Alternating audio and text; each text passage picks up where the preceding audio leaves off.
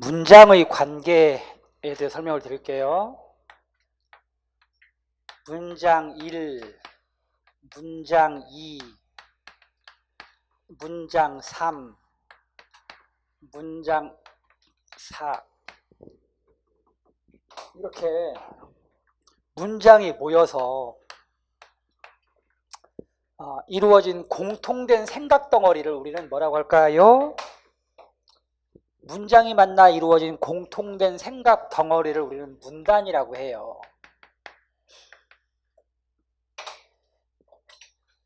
알겠어요? 자,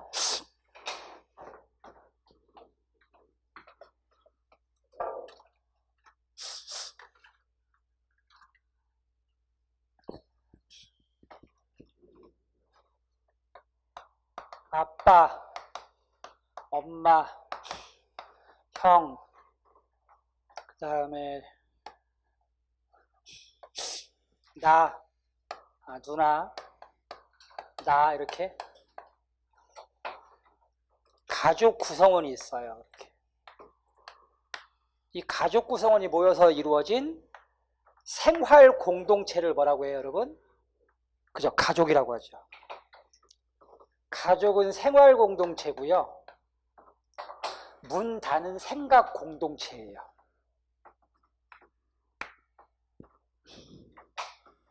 자, 여러분. 아빠, 엄마, 형, 누나, 나가 하나의 가족을 이룰 때는요. 적어도 가족 간에는 생각이 같아야 돼요. 왜? 가족 공동체니까. 마찬가지로 문장이 모여서 하나의 문단을 이룰 때는 적어도 문장 간에는 생각이 같아야 됩니다. 왜? 생각 공동체니까. 알겠어요, 여러분? 문단은 항상 기억해. 생각 공동체야. 그 다음에 이 가족은 가족 구성원을 이끌어가는 누가 필요해요? 가족 구성원을 이끌어 나가는 누가 필요하죠? 이 가족 공동체에는 가장이 필요하죠. 그렇죠? 가장. 가족 구성원의 생각을 하나로 묶어줄 수 있는 가장이 필요해요. 가장은 대개 그 집안의 아빠가 되는 경우가 일반적이죠. 그죠? 문단도 마찬가지예요. 문장이 모여서 이루어진 생각 공동체가 문단이라고 했잖아. 그치? 근데 그 중에서 중심 생각이 있어야 돼요. 중심 생각. 생각 공동체이긴 하지만 중심이 되는 생각이 꼭 필요해요. 그 중심 생각을 우린 주지라고 한다고 아까 얘기했었죠. 그렇죠? 주지. 그러면 주지는 대개 첫 번째 문장이 하는 경우가 제일 많아요, 여러분. 주지는 첫 번째 문장이 하는 경우가 제일 많습니다. 자, 그런데요. 가장을 아빠가 하는 경우가 많지만 아빠가 아닌 엄마가 가장이 돼도 되고요. 형이 가장이 돼도 돼요. 알겠습니까? 심지어 내가 가장이 돼도 돼요. 반드시 아빠가 가장이 되어야 되는 건 아닙니다. 누구나 가장이 될 수 있어요. 단 아무나 가장이 될 수는 없어요. 가장은 가장으로서의 자질이 필요합니다. 그 가장으로서 가장 중요한 자질은 바로 뭐냐면 나머지 가족 구성원을 포용할 수 있는 이 포용적 리더십이 가장에게 필요한 제1의 자질입니다. 포용력. 즉 아빠가 가장이 되려면 가장으로서의 포용력을 가지고 엄마, 형, 누나, 나를 모두 감싸 안을 수 있어야 해요. 그게 가장의 제1 자질이에요. 내가 가장이 돼도 된다니까? 단 내가 뭐가 있어야 돼? 나머지 가족 구성원을 포용할 수 있는 포용력이 있어야 되겠지. 알겠습니까? 마찬가지입니다.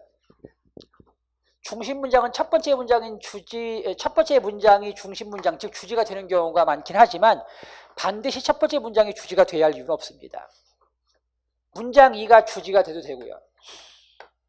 문장 4가 주지가 돼도 됩니다, 여러분. 알겠습니까? 단 역시 주지가 되기 위한 자질이 필요합니다. 주지 문장의 자질. 마찬가지입니다. 가장과 똑같아서 주지 문장은 나머지 문장의 의미를 포함할 수 있어야 합니다.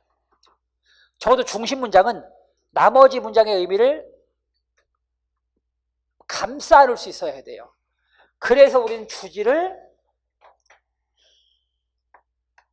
일반적 진술이라고 하는 거예요, 여러분. 일반적 진술. 그러니까 구체적 진술의 반대말이야. 적어도 구체적인 문장들을 포함하려면 일반적이어야 돼. 그게 주지 문장의 특성. 첫 번째 자질입니다. 그러니까 여러분 문장 1, 문장 2, 문장 3, 문장 4에서 뭐가 주지가 되는지는 가장 일반적이고 가장 포괄적인 문장이 뭔지를 찾으면 돼요. 알겠습니까?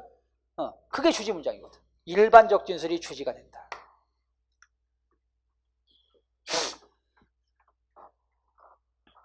예를 들어 볼게요. 꽃이 예쁘다.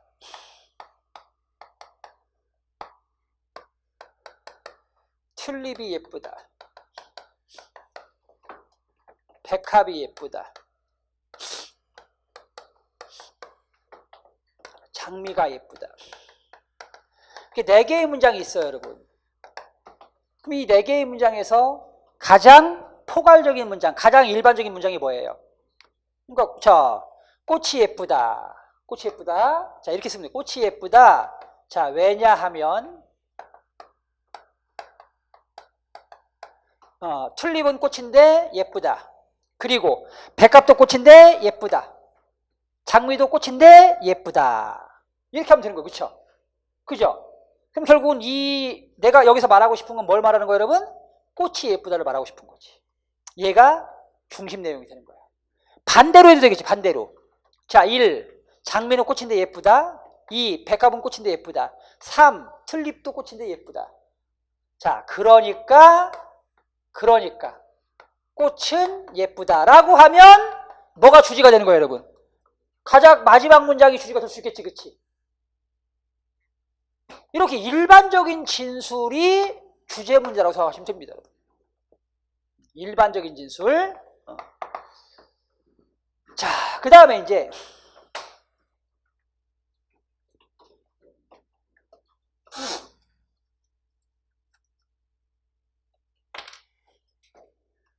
그러면은 아빠가 이제 포용력을 가지고 가장의 역할을 수행할 때 나머지 가족 구성원들은 어떻게 되느냐? 엄마, 형, 누나, 나의 역할은 뭘까? 바로 아빠인 가장인 아빠를 뭐 해야 돼, 여러분? 가장인 아빠를 서포트하는 거야. 그게 나머지 가족 구성원의 역할이지, 그치? 그쵸? 서포트. 마찬가지입니다. 첫 번째 문장이 주지라고 한다면 나머지 문장들은 첫 번째 문장인 주지를 뭐 해야 돼, 여러분? 뒷받침해야 돼요. 그래서 우리는 나머지 문장들을 뒷받침 문장이라고 하는 겁니다. 알겠어요? 알겠습니까? 예, 그래서 하나의 문단에는 하나의 무슨 문장과 주지 문장과 여러 개의 무슨 문장으로 이루어진다 그러면 뒷받침 문장으로 이루어진다. 하나의 가족에는 그죠? 하나의 가족에는 한 명의 가장과 여러 명의 누구로 이루어진다? 가족 구성원, 즉 서포트하는 그죠? 가족 구성원으로 이루어진다. 알겠습니까, 여러분? 자, 근데 이제 잘 보세요, 여러분.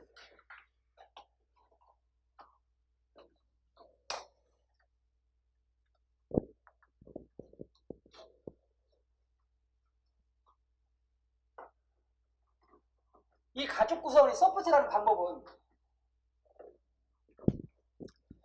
하는 방법은 여러 가지가 있겠지. 근데 엄마는 어떻게 서포트를 할 수가 있겠어? 엄마는 맞벌이를 해가지고 서포트를 해. 맞벌이. 그 다음에 형은 이제 장학금을 받는 것으로 서포트를 할 수 있겠지. 누나는 뭐 이제 동생을 돌보는 거, 그쵸?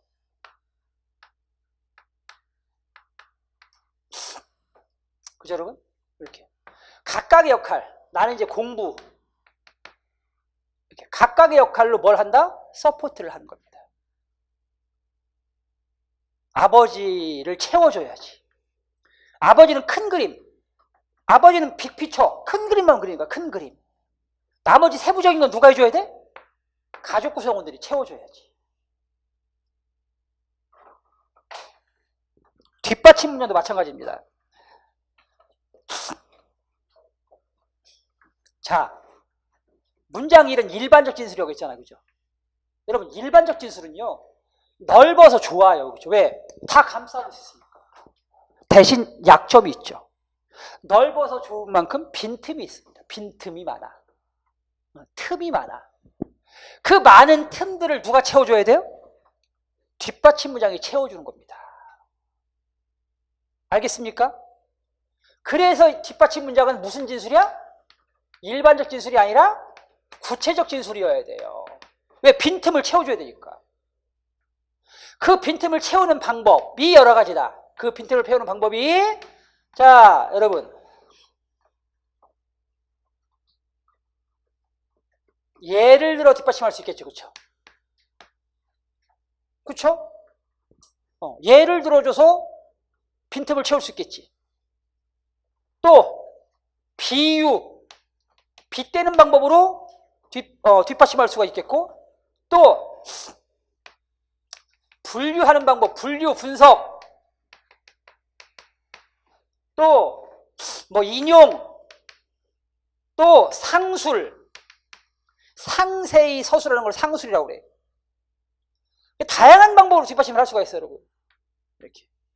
그리고 우리는 이렇게 뒷받침하는 걸 뭐라고 하냐면, 자, 부연이란 말을 써요. 부연이란 말은 덧붙인다는 뜻이에요. 우리가 쓰잖아, 지금. 자, 어떤 말을 하고 나서 부연하자면 이런 말 쓰잖아, 그쵸? 부연한다는 얘기가 무슨 얘기야? 뒷받친다는 얘기잖아. 그래서 우리는 이걸 일반적으로 그냥 부연이라고 해요. 알겠어요? 자, 그래서 여기 보세요, 여러분. 꽃이 예쁘다가 주지야. 그럼 뒤에는 뭐가 와야 된다고, 여러분? 이거 일반적이잖아요, 그쵸? 일반적이란 얘기는 이것 가지고, 요 담겨져 있는 문장의 의미 가지고 이 정확한 의미를 파악하기 어렵다는 얘기야. 왜 꽃이 예쁜지 알 수가 없단 말이에요, 그쵸? 이것 가지고는, 그죠? 그냥 꽃이 예쁘다고만 했을 뿐 어떤 근거로 꽃이 예쁜지 알 수가 없어. 그럼 일반적인 거야. 어떤 근거로 꽃이 예쁜지를 나머지 문장이 채워줘야 된다고. 알겠어요? 그걸 뭐라고 한다고? 뒷받침이라고 한다고. 뒷받침을 해줘야 되는 거야. 근데 얘는 어떤 방법으로 뒷받침한 거야? 튤립, 백합, 장미를 뭘 들어준 거야? 사례를 들어준 거야. 알겠어요? 그러니까 얘가 주지고 얘가 뭐가 되는 거지? 예시가 되는 거지. 이렇게.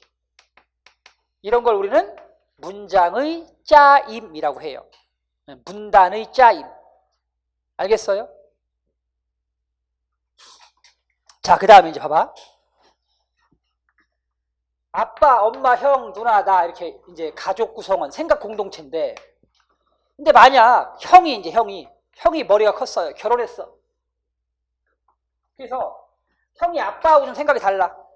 우리 가족 구성원하고 생각이 좀 달라졌어, 형이. 그러면은요, 여러분, 형은 여기 있으면 안 돼요. 왜? 가족은 생각 공동체니까. 그럼 형은 나와서 뭐가 돼야 돼요, 여러분? 가족 2가 되어야 돼요. 알겠습니까, 여러분?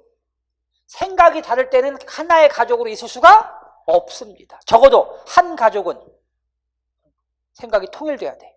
마찬가지야. 문장 1, 문장 2, 문장 3, 문장 4 중에서 생각이 다른 문장이 있으면 그 문장은 들어가 있어는 안 돼. 알겠습니까, 여러분? 나와서 뭐가 돼야 돼? 문단 1 말고 뭐가 돼야 돼? 문단 2. 즉 새로운 문단을 만들어야 돼. 알겠어요? 그렇기 때문에 문단과 문단을 나누는 기준은 바로 생각의 차이야. 생각이 달라지면 문단이 바뀝니다. 바꿔 말하면 그래서 하나의 문단에는 하나의 어떤 생각만 있어야 된다? 하나의 중심 생각만 있어야 합니다. 그걸 우리는 글의 통일성이라고 해요. 알겠어요?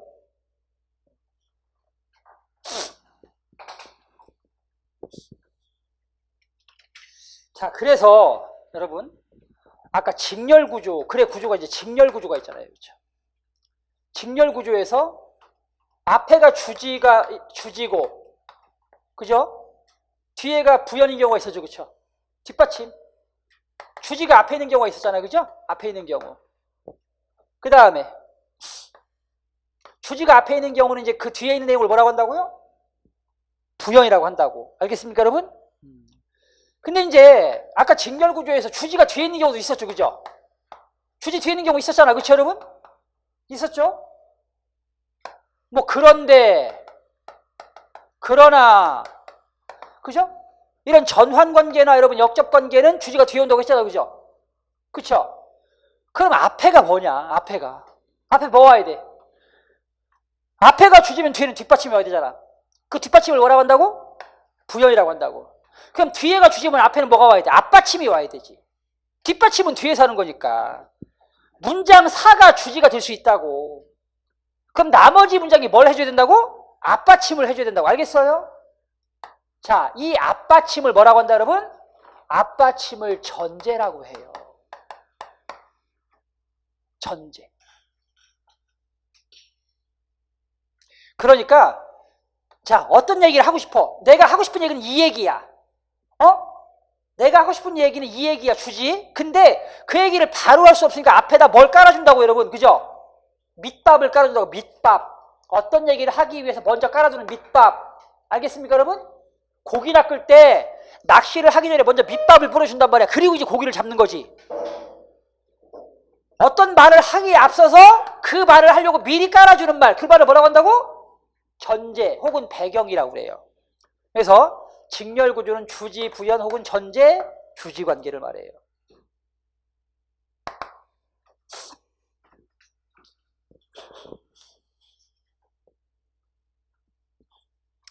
자, 예를 들어 보겠습니다. 주지와 부연입니다. 자, 민족문화의 전통을 계승하자는 것이 국수주의나 배타주의가 될 수 없다. 오히려 왕성한 창조적 정신은 선진문화 섭취에 인색하지 않을 것이다. 자, 이렇게 얘기하고 나서 다만 새로운 민족문화 창조가 단순히 과거의 묵수가 아닌 것과 마찬가지로 또 단순한 외래문화 모방도 아닌 것임은 스스로 명백한 일이다 라고 해서 앞에 있는 내용을 조금 더 보충했어요. 앞에서 뭐라고 얘기했냐면 전통을 계승하자는 것이 결코 배타주의나 국수주의가 될 수 없다. 오히려 전통은 선진 문화 섭취에 인색하지 않을 것이다 라고 얘기를 했단 말이야. 섭취, 선진 문화를 섭취하는데 오픈되어 있다. 그게 전통이다. 이렇게 얘기를 했단 말이야. 그래 놓고 이 부분, 혹시 이 부분에 대해서 그럼 선진 문화를 막 가지고 오는 것도 전통일 수 있겠네? 자, 이 부분이 조금 걱정되니까 이 내용에 대해서 덧붙였어. 뭐라고 덧붙였어? 자, 다만 새로운 민족문화의 창조가 과거의 것을 단순히 지켜나가는 것이 아니었던 것과 마찬가지로 그렇다고 해서 외래문화를 그냥 막 가지고 오는 것도 전통이 될 수 없다라고 해서 이 내용을 덧붙인 거야. 앞에 일반적인 진술에 빠져 있으니까 일반적인 진술에 담겨져 있지 않은 내용을 뒤에 덧붙인 거라고, 여러분. 전통 수용의 바람직한 자세라고 해서 이걸 덧붙인 거지, 여러분.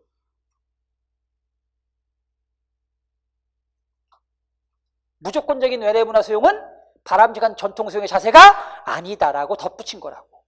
그런 걸 뭐라고 그래요, 여러분?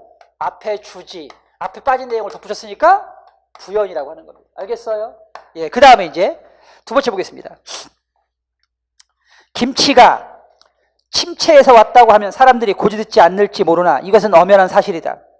이 단어는 훈몽자회의 딤체쇼라고 보이는데 이 딤체가 침체를 거쳐 김치가 된 것이다. 자, 앞에서 여러분, 자, 김치가 어디에서 왔다? 침체에서 왔다라고 해서 뭐 했어, 여러분? 그게 중심 내용이야. 그리고 뒤에서 뒷받침했잖아, 그렇죠? 훈몽자회에 따르면이라고 덧붙였지, 그지? 이게 주지부연이야. 주지부연인데 조금 더 구체적으로 보면 앞에가 뭐라고 볼 수 있어, 여러분? 김치는 어디에서 왔다? 침체에서 왔다 그래서 주장이고, 그죠? 주장이고, 그 다음에 자, 덧붙였는데 근거를 들었지, 그치? 근거. 그래서 여러분 주장과 근거라고 얘기한 거야. 그러니까 이 주장과 근거도 결국은 주지부연의 방식이 한 가지인 거지. 알겠어요? 앞에가 중심 내용이고 뒤가 뒷받침인 거니까. 알겠습니까? 자, 그 다음은 원인과 결과입니다. 앞에가 원인이고 뒤가 결과인 겁니다. 열대우림의 지표, 즉 땅의 표면에는 낙엽이나 잔가지가 덮여있지 않다. 생물이 죽으면 온갖 종류의 생물이 그 시체를 먹어치우기 때문이다. 그 결과 열대우림의 토양에는 낙엽의 부식약물이 공급되지 않는다. 이 얘기 왜 한 거야, 여러분? 이 얘기 왜 한 거야? 열대우림 지표 얘기 왜 한 거야? 열대우림 그 지표에는 낙엽이 공급되지 않는다는 얘기 왜 한 거야? 아, 뒤에 보세요. 그래서 열대우림은 나무가 많음에도 불구하고 토양이 척박하대. 그쵸? 이 얘기 하려고 한 거야. 그러니까 요 얘기 하려고 앞에다가 열대우림 지표에, 그죠? 낙엽이 쌓이지 않는다는 얘기를 미리 한 거지. 그치? 그럼 앞에 있는 얘기는 뒤에 있는 얘기를 끌어오기 위한 뭐였다, 여러분? 밑밥이었어. 밑밥. 그래서 뭐라고 그래? 전제주지라고 하는 거야. 물론 원인과 결과로 해도 관계없겠지. 그죠? 앞에가 원인이고 뒤가 결과였으니까. 알겠습니까, 여러분? 그러니까 자, 전제주지, 그러니까 원인과 결과이긴 하지만 이 원인과 결과를 가만히 살펴보면 결국은 여러분 이 뒤에 있는 결과를 얘기하려고 앞에 원인을 제시한 거란 말이야. 그치? 얘는 어디에 속한다? 전제주지의 큰 틀에 포함된다는 얘기지. 알겠어요? 자, 그 다음에 다음 네 번째입니다. 현대사회의 한 특징으로 지적되고 있는 도시화 현상은 세계적인 규모로 파급되고 있다. 이로 인해 도시 이외의 지역에도 도시적 생활 양식 및 매스미디어에 의해서 대중문화 보급이 이루어지고 있다. 우리나라 농촌도 점차 고주화되어 가고 있는 도시화 산업화의 물결 속에서 그 해체와 재편성이 진행되고 있으며 농민의 생활과 의식도 차차 변형을 가져오고 있다. 자, 이 글쓴이가 얘기하고 싶은 건 우리나라 농촌의 변화야. 우리나라 농촌 의식의 변화. 이걸 얘기하고 싶단 말이야. 근데 우리나라 농촌 의식 변화를 여러분 대뜸 얘기하면 안 되니까 먼저 앞에다가 밑밥으로 전 세계적인 무슨 현상을 얘기해 준 거야? 전 세계적인 도시화 현상을 먼저 밑밥으로 쭉 얘기해 주고, 그럼 봐봐요, 여러분. 전 세계적으로 도시화가 이루어지고 있으니까 우리나라도 전 세계 일부잖아. 그쵸? 그죠? 도시화가 전 세계적인 현상이라면 우리나라도 전 세계의 일부이고, 따라서 우리나라 농촌도 전 세계의 일부니까 당연히 뭐가 이루어져야 돼? 도시화되는 방향으로 의식이 변화돼야겠지. 그쵸? 그러니까 우리나라 농촌이 도시화되는 방향으로 의식이 변하고 있는 것을 얘기하려고 전세적인 도시화 현상을 앞에다 얘기한 거지. 그럼 앞에 있는 얘기는 뒤에 있는 얘기를 하기 위한 뭐였다, 여러분? 전제. 그죠? 뒤에가 주지가 되는 거예요. 다시 말하면 전제는 뒤에 있는 얘기를 하기 위한 밑바탕. 알겠습니까, 여러분? 밑바탕. 그게 전제입니다.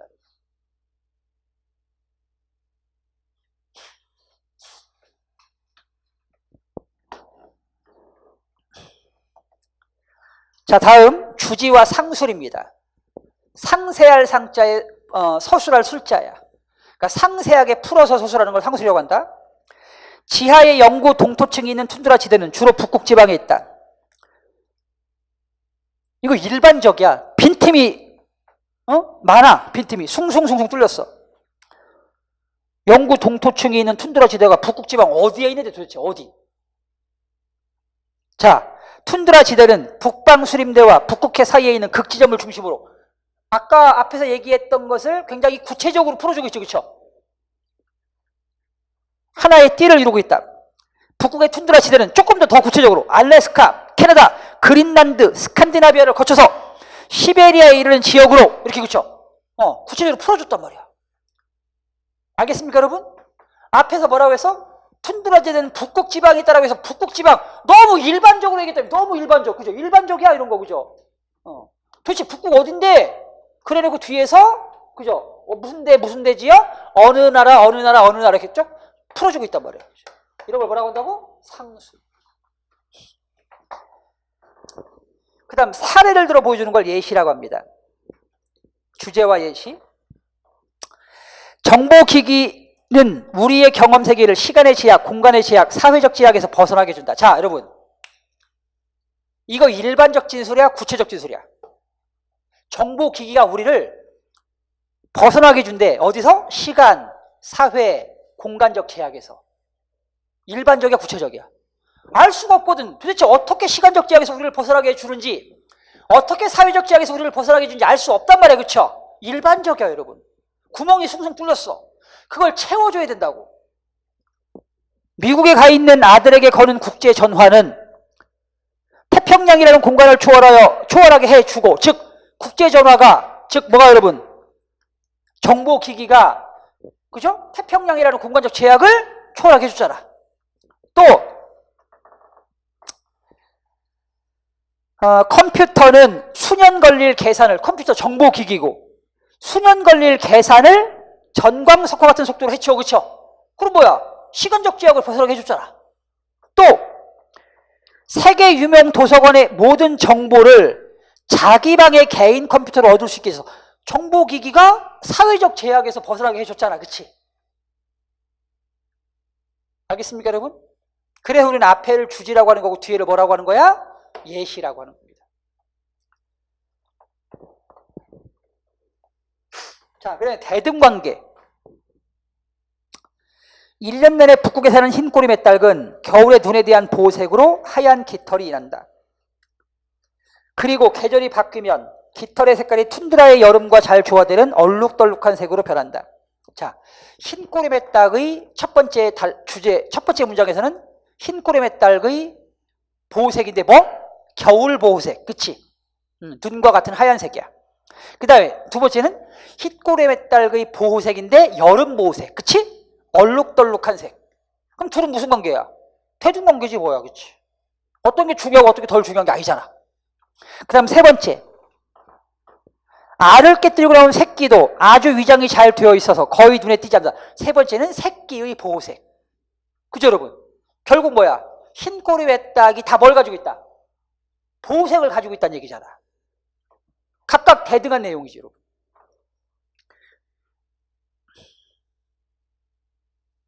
자, 대립관계, 중국의 담벽과 일본의 담벽, 대립관계입니다. 알겠습니까? 자, 이렇게 해서 우리가 문장 구조 또는 문단 구조까지 이제 살펴봤습니다. 자, 여러분 보세요. 이게 문장 구조만 해당되는 게 아니야. 문단 1과 문단 2가 있어요. 그렇죠? 그럼 문단 1과 문단 2를 만나서 글이 되거든. 글. 그럼 이제 문단 1과 문단 2도 마찬가지야.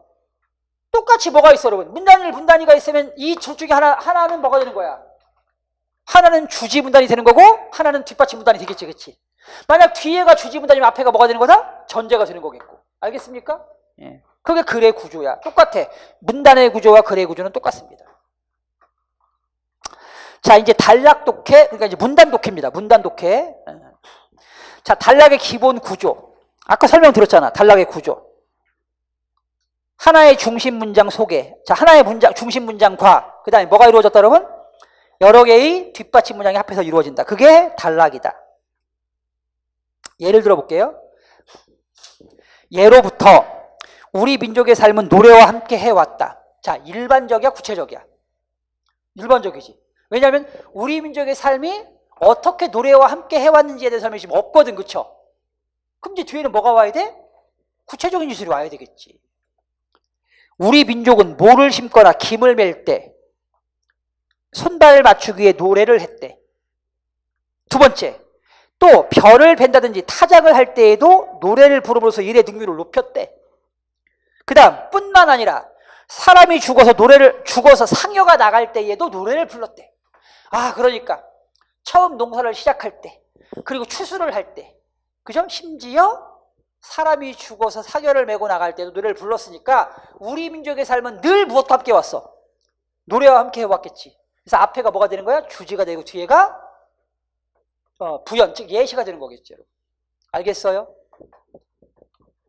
자, 예문 2 보겠습니다. 수사법은 글의 매력을 높인대. 아, 일반적이지. 왜냐하면 수사법이 왜 글의 매력을 높이는지 알 수가 없거든, 그치? 그럼 얘가 주지야. 알겠어요, 여러분? 뒤에는 반드시 뭐가 와야 된다?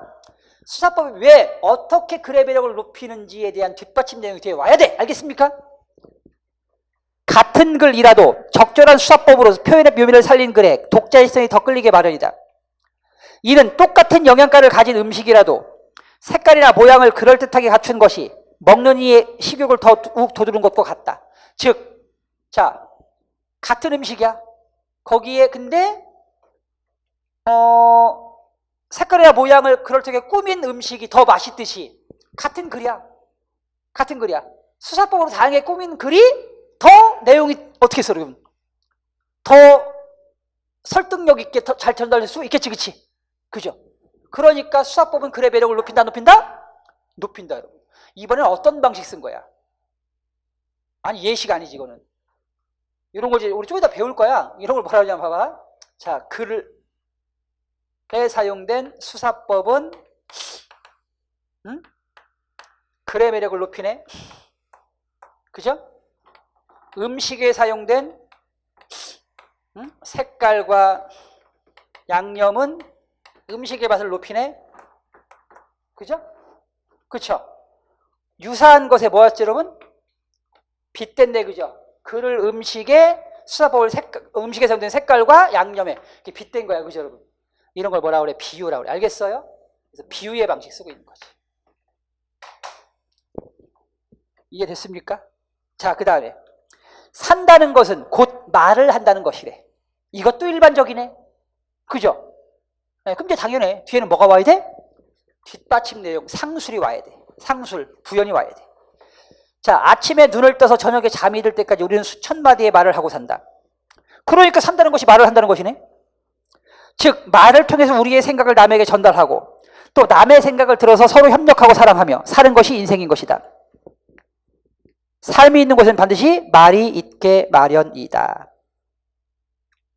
맞죠, 여러분? 다 앞에 산다는 것이 왜 말을 한다는 것인지에 대한 뒷받침이 되겠죠. 이해됐어요? 자, 다음 이제 주제문의 진술입니다. 이건 이제 실제 글을 쓸 때, 그럼 이제 주제문을 어떻게 진술해야 되느냐? 주제문은 비유적인 표현을 써서는 안 됩니다. 왜냐하면 비유적인 표현은 문학이 아니면, 여러분, 비유적인 표현을 쓰면 안 돼. 문학이 아니면. 예를 들면 마음이 헛헛하고 심란하고 막 갈피를 잡을 수가 없어. 그래가지고 이제 병원을 갔어요. 의사 선생님께서. 어떻게 오셨습니까? 선생님, 요즘 제 마음이 바람입니다. 이렇게 얘기하면 이게 의사님께서 진찰을 하실 수가 없어요. 그렇죠? 이 마음이 바람이라는 얘기는 지나치게 이게 비유적이어서 다양한 의미를 만들어낼 수 있거든요. 그렇죠? 조금만 정확하게 얘기를 해주세요. 이 얘기를 한다고 분명히. 그죠, 여러분? 그러니까 비유적인 표현은 다양한 함축적 의미를 만들어낸다. 따라서 정확한 의미 전달이 필요한 글에는 적절치 않아요. 자, 두 번째, 완곡한 표현은 삼가라.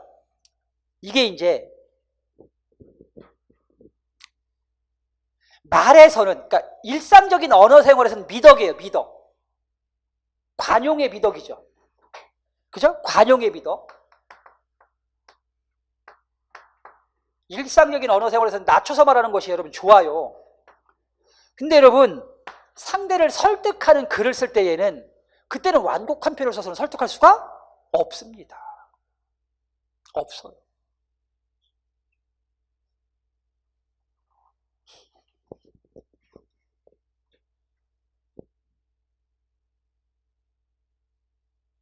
예를 들면 요즘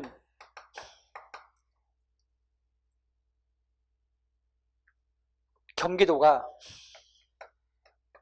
계곡 무단 점용하고 있는 이 상인들 다 지금 막 불법 시설물 다 지금 철거하고 있거든요. 이재명 지사가 가가지고 이제 상인들하고 막 이제 간담회를 해요. 상인 측에서 얘기해. 이왕 오셨으니까 하는 건 좋다. 근데 이제 우리가 어떻게 이제 살 수 있는 방법들을 좀 찾아봐 달라. 좀 유예 기간을 뭐 준다든지, 이렇게 방법을 좀 찾아달라 이렇게 얘기를 해요. 근데 이제 이재명 지사는 유예 기간은 없습니다. 유예 기간은 없습니다. 철거하십시오. 다만 그 철거를 하고 난 이후에 지원할 수 있는 대책을 우리가 생각해 보겠습니다. 이게 명확하게 얘기를 하는 거야. 명확하게. 그래야 상대방을 설득할 수 있는 거지. 그러니까 완곡하게 예, 그 말씀 참 좋습니다. 이렇게 얘기하면 상대방이 또 어떻게 해요, 여러분? 상대방이 이제 또 그걸 가지고 꼬투리를 물어서 계속해서 이제 자기 주장을 얘기한단 말이야. 그러니까 설득하는 글에서는 완곡한 표현은 자기 주장의 논지를 약화시킬 수 있어요. 그래서 뭐뭐라고 생각한다, 뭐뭐인 것 같습니다, 같다, 이런 표현 쓰지 말자. 알겠습니까, 여러분? 단정적이고 확신에 찬 논조를 써야만 상대방을 설득할 수 있습니다.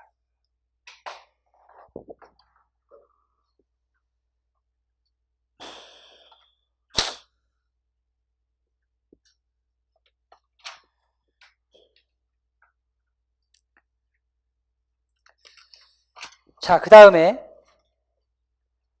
실제 논술을 위한 주제문 진술이라면 너무 그러니까 지나치게 막연한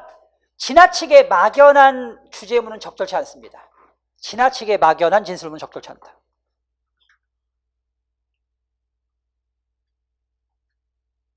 예를 들면 땡땡땡 구청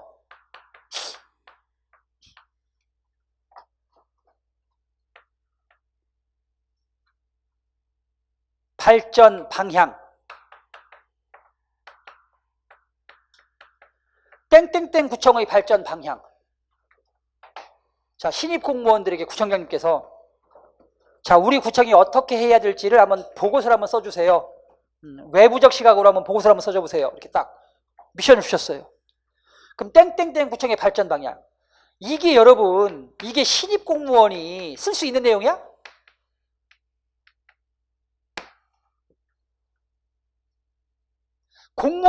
구청의 발전 방향을 알려면 구청에는 여러분 복지도 있고요, 그죠? 또 교육도 있고요, 또 여러분 행정도 있고요, 그죠? 네. 또 뭐도 있어요?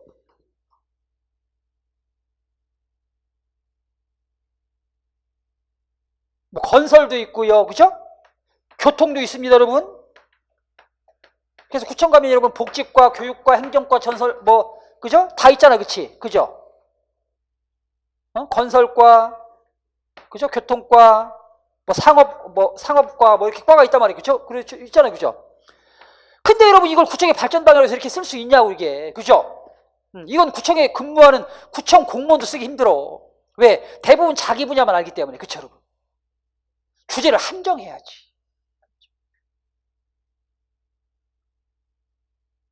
내가 예를 들면 건설 공무원이다.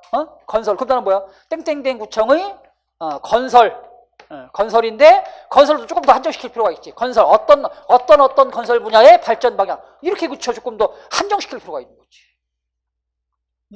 알겠습니까, 여러분? 자, 대학교 4학년 학생이 논문을 써요. 4학년 학생이 논문을 쓴다고. 국문과 학생이 춘향전 연구.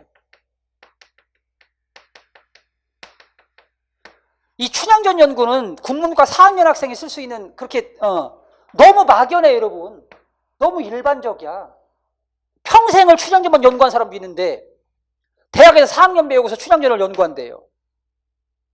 춘향전에는 여러분, 뭐 춘향전에 나와 있는 사회상 연구, 춘향전에 나와 있는 뭐 계층 간 갈등 연구, 춘향전에 나와 있는 뭐 문체 연구, 뭐 표현상의 특징 연구, 할 게 얼마나 많아요, 그렇죠? 그렇지 않겠습니까, 여러분?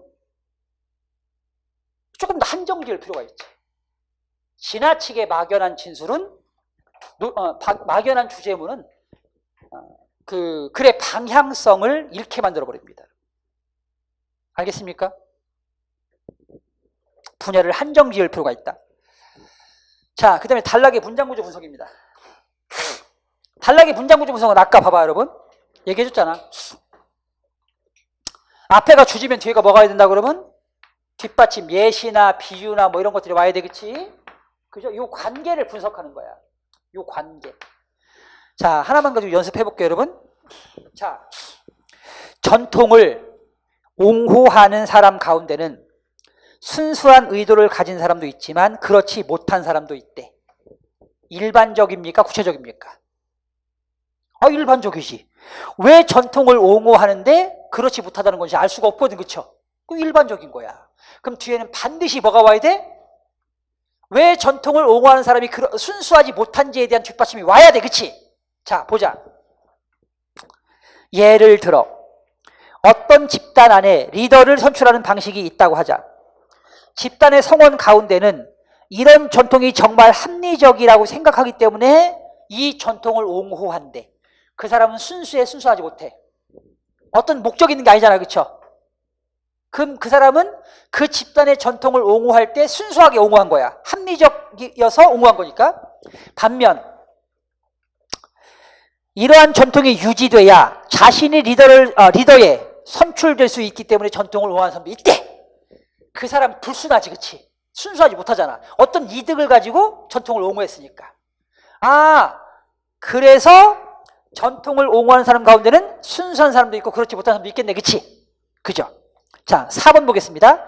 전자는 순수하지만 후자는 순수하지 못하다. 알겠어요? 자, 2번, 3번, 4번은 여러분 2, 3, 4는 결국 뭐에 대한 뒷받침이다?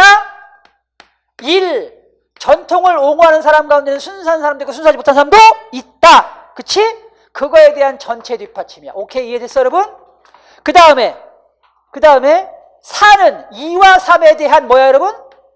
2와 3에 대한 뭐야? 주지지. 그쵸? 전자는 순수하고 앞에 사람 2번. 그죠? 어떤 사람은 순수하고 후자는 순수하지 못하다. 이게 뭐야? 4번이 2와 3에 대한 결론이 알겠습니까? 2, 3, 4 3개 있잖아. 그치? 그죠? 예. 그래서 자, 그리고 2, 3, 4가 뭐가 되는 거예요, 여러분? 1에 대한 예시가 되는 거고. 그럼 자, 보자. 만약 여기서 문장이 4개, 이렇게 1, 2, 3, 4, 4개로만 짜여 있다면 우리는 1번을 뭐라고 하면 돼? 주지라고 하면 되는 거예요. 나머지 2, 3, 4는 예시가 되는 거고. 그래서 주지, 예시인데, 근데 이제 가만히 보니까 뒤에 또 있네? 자, 뒤에 또 있어. 뒤를 읽어봐야지. 자, 5번. 따라서 우리는 전통을 옹호하는 사람이라고 해서 모두 순수한 동기를 채웠다고 볼 수는 없다. 자, 이 얘기하고 싶은 거야. 전통을 옹호한다고 다 순수한 사람은 아니야. 이 얘기를 하고 싶은 겁니다. 알겠습니까? 그러면은 결국은 5번 얘기하려고 전통 옹호한다고 다 순수하진 않아. 자, 이 얘기하려고 1, 2, 3, 4 전체 얘기한 거네. 그죠? 그럼 1, 2, 3, 4 전체는 뭐가 되는 거야? 5에 대한? 그렇지! 그죠? 전제가 되는 거겠지. 그리고 5가 주지가 되는 거야. 전통을 옹호한다고 다 순수하진 않아. 자, 그 다음에 이제 6번 보자. 6번. 진보적인 지식인들이 전통을 진보적인 지식인들이 전통을 경계의 시선으로 바라보는 이유도 바로 여기에 있어. 왜? 전통을 옹호하는 사람 중에 순수하지 못한 사람도 있으니까. 그럼 6번은 뭐예요, 여러분? 주지에 대한 부연이겠네, 그치? 그죠? 부연. 자, 그래서 이 글 전체의 주지는 5번이 되는 겁니다. 이 얘기하고 싶었던 거예요. 알겠어요? 이런 걸 우리는 단락의 문장 구조라고 해요. 알겠죠? 그 다음에 이제 이번엔 단락의 그 유형인데요. 단락의 유형. 자, 여러분, 주지가 앞에 오는 경우가 제일 많아요. 그죠? 이걸 이제 우리는 무슨 구성? 두괄식 구성이라고 해요. 알겠죠? 네, 두괄식 구성. 근데 경우에 따라서는 여러분 문장 4가 주지가 돼도 된다고 했잖아. 그죠? 그리고 앞에서 뭐 해주면 되니까? 앞에서 앞받침 해주면 되니까. 그치? 문장 1, 2, 3이 앞받침, 즉 전제고 문장 4가 주지라고 한다면 문장 4를 뭐라고 하는 거예요, 여러분? 주지라고 하면서 이거 무슨 구성? 주지가 뒤에 있는 무슨 구성? 미괄식 구성이 되는 거지. 미괄식 구성. 알겠어요? 네. 그 다음에 이제 이런 거 있어. 아까 봐봐. 여기 지금 금방 1, 2, 3, 4, 5, 6 아까 금방 한 거야. 5번 전통을 옹호하는 사람 중에 순수하지 못한 사람도 있다. 그죠? 이 얘기가 주지야. 얘가 주지. 그럼 앞에가 전제잖아. 전제, 주지, 그리고 부연이지. 그치? 그죠? 크게 보면 전제, 주지, 부연이잖아. 주지가 가운데 있네, 여러분. 무슨 구성? 중괄식 구성. 알겠습니까? 자, 그 다음에 양괄식 구성도 있는데 양괄식 구성은 이런 거예요.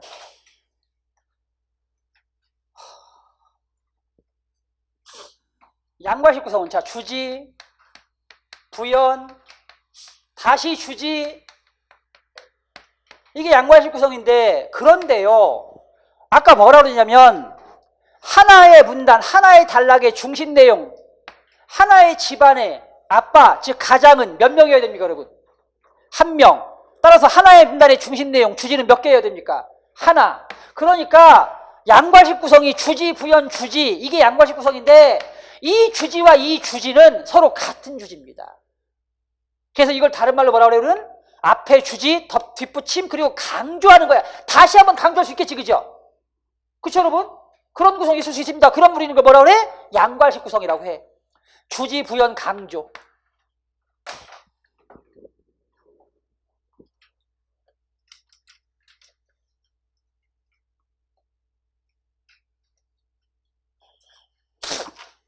자, 그 다음에 넘어갑니다. 단락 구성의 요건입니다. 아까 뭐라 그러냐면 여러분, 자, 봐봐. 문장 1, 문장 2, 문장 3, 문장 4는 하나의 공통된 생각을 가지고 있어야 된다고 했지, 그치? 그죠? 그걸 무슨 성? 무슨성, 단락 구성의 요건 중 통일성이라고 하는 겁니다. 그러니까 다른 화제, 다른 주제가 들어가 있으면 나와서 문단 2를 이루어야 돼요, 여러분. 왜? 문단은 통일성을 갖춰야 되기 때문에. 생각이 다른 문장이 있으면 새로운 문단을 이루어야 한다. 그게 통일성입니다. 예를 들어볼게요. 자, 통일성이 결여된 단락 보겠습니다. 불의 사용은 인류 역사의 커다란 진보의 하나이다. 일반적 진술입니까? 구체적 진술입니까? 일반적 진술이지. 왜? 불의 사용이 어떻게 인류 역사에, 왜 인류 역사의 커다란 진보인지 알 수가 없거든. 그쵸? 그럼 얘가 주지야. 알겠어요? 신에게 불을 훔쳐 인간에게 주었다는 그리스 신화 영웅 프로메테우스의 고통은 인간 의지의 표현이기도 하다. 이게 과연 여러분 불의 사용이 인류 역사의 커다란 진보의 하나인 것과 관계가 있는 내용이야? 관계 없는 것 같은데? 다음 보겠습니다. 불로 음식을 익혀 먹게 됨으로써 소화가 쉽게 되었어요. 그거 뭐야? 인류 역사의 진보잖아. 소화가 쉽게 되면서 여러분 인간 생명이 연장된 거 아닙니까? 또 불의 사용으로 난방과 조리가 가능해져서 인간 활동 영역이 확대됐습니다. 이거 진보 아닙니까? 그렇죠? 또 금속의 재련이 가능해졌습니다. 결국 이걸 가지고 도구를 만들 수 있었습니다. 결정적인 진전이 이루어진 거죠. 그렇죠? 다 뭡니까 여러분? 불의 사용으로 인한 인류 역사의 커다란 진보를 얘기하고 있잖아. 근데 난데없이 프로메테우스 신화 얘기가 왜 들어가 있냐고 거기. 그런 걸 뭐라고 한다고 여러분? 그래? 통일성을 해친다. 이렇게 얘기하는 거. 알겠습니까? 자, 두 번째. 완결성입니다. 여러분 여기 보세요. 여기 보세요. 주제 문장은 일반적 진술이라고 했잖아. 그렇죠? 여러분 일반적 진술은 다른 문장의 의미를 포함할 수 있어. 그래서 좋아. 그렇지? 넓어서 좋다고. 일반적 진술. 알겠어? 근데 단점이 있지. 너무 넓으니까 빈틈이 송송송송 뚫려 있어. 그렇지? 그 빈틈을 누가 채워줘야 된다고? 그쵸? 그 뒷받침 문장들이 빈틈을 채워줘야 되는 거야. 자, 근데 만약 일반적 진술의 이만큼의 빈틈을 뒷받침 문장이 다 채워주지 못했을 때 우리는 그런 뒷받침 문장들을 완전하지 못하다라고 얘기하는 겁니다. 알겠어요? 자, 예를 들면 완결성이 결여된 단락입니다. 소설을 구성하는 가장 중요한 요소는 배경, 인물, 사건 셋이다. 일반적 진술이지. 그럼 얘가 주지입니다. 뒤에는 뭐가 와야 됩니까? 이 세 가지가 왜 소설을 구성하는 가장 중요한 요소인지에 대한 각각의 설명들이 뒤에 와야 되겠지. 그치? 그죠 여러분? 그게 뒷받침 문장의 역할입니다. 배경은 인물이 행동을 벌이는 시간과 공간, 분위기 등이며 사건은 인물이 배경 속에서 벌이는 행동의 체계이다. 곧 언제 어디에서 누가 무엇을 하였는가 하는 것이 소설 구성의 뼈대라고 할 수 있다. 지금 앞에서 구성 요소로 가장 중요한 것이 배경, 인물, 사건 셋이라고 했는데 배경과 사건에 대한 설명은 있는데 지금 인물이 왜 중요한지가 빠져 있어요. 그렇죠? 빈틈이 있단 말입니다. 채워주지 못했어요. 이런 걸 뭐라고 한다고? 완결성이 부족하다. 이렇게 얘기하는 것입니다. 이해됐습니까, 여러분?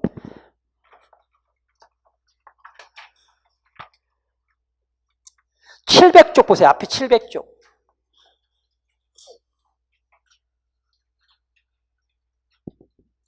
앞에 700쪽 4번 문장 볼게요.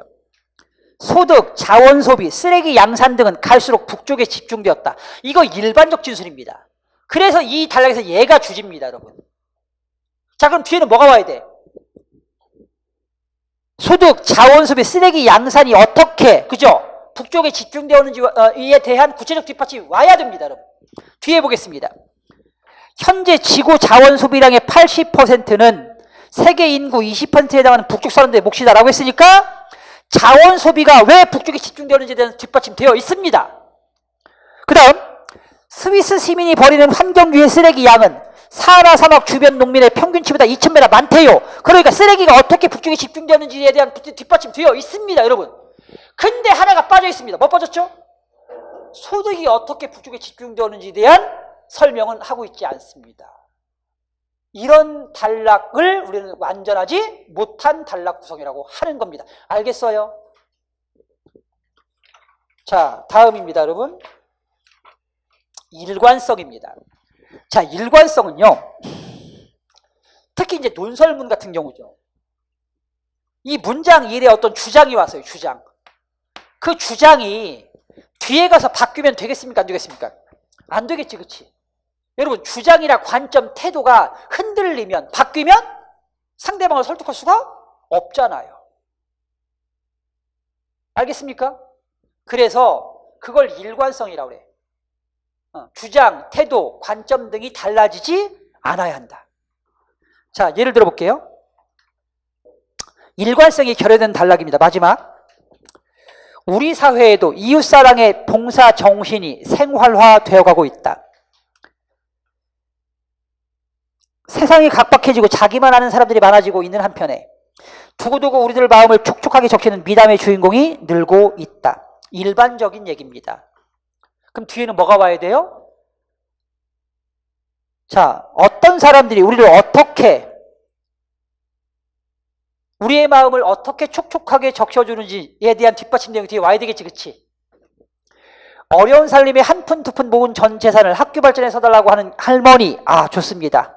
또 할아버지가 있는가 하면 묵묵히 드러나지 않게 사회의 불우한 이웃을 위해 열심히 봉사활동을 하는 사람들이 우리의 삭막한 세상을 살맛나게 만들어주고 있습니다. 자, 그럼 잘 뒷받침을 한 겁니다. 알겠습니까? 그러면은 여기까지 썼으면 이 단락의 주제는 뭐가 되는 거야? 자, 봉사 정신의 생활화가 되겠습니다. 그죠? 즉 첫 번째 문장. 우리 사회도 이제 이웃사랑의 봉사 정신이 생활화되어 가고 있다. 그게 이제 중심 문장이 되는 거지. 자, 근데 마지막에 보세요. 그렇지만 아직도 선진복지 국가에 비하면 아무것도 아니다. 이기주의에 사로잡혀 있는 사람들이 기승을 부리고 있으니 말이다. 뭡니까 이게? 앞에 있던 얘기가, 그죠? 주장이 바뀌었잖아요. 이렇게 되면 일관적이지 못한 겁니다, 여러분.